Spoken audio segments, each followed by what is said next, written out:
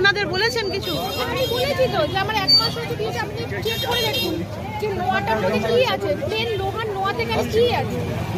ওনারা কি বললেন আপনার উত্তরে? খুলতে হবে, মেটাল ডিটেক্ট করছে মানে খুলতে হবে। নতুন বিবাহিত হাতের নোয়া খুলব না বলে পরীক্ষা না দিয়ে চলে এলেন এসএসসি পরীক্ষার্থী। আর একজন পরীক্ষার্থীও শেষ পর্যন্ত নোয়া খুলেই পরীক্ষা দিতে গেলেন পরীক্ষা কেন্দ্রে। পরীক্ষা হলে ঢোকার সময় হাতের নোয়া খুলতে বলায় নোয়া না খুলে পরীক্ষা কেন্দ্র থেকে বেরিয়ে সোজা বাড়ি পথে সধবা মেয়ে সিঁদুর শাখা নোয়া কেন খুলবে প্রশ্ন পরীক্ষার্থীর। বিধবা মহিলা পরীক্ষার্থীর দাবি নোয়া খুলব না, তাতে তাদের পরীক্ষা না দিতে হয় দেব না।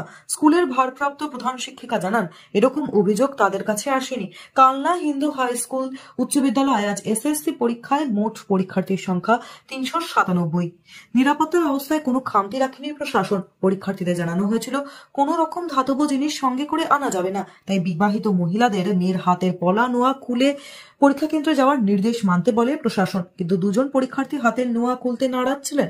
একজন শেষমেশ নোয়া খুলে পরীক্ষা কেন্দ্রে ঢুকলেও আরেক বিবাহিত মহিলা প্রার্থী পরীক্ষা না দিয়ে বাড়ি ফিরে গেলেন।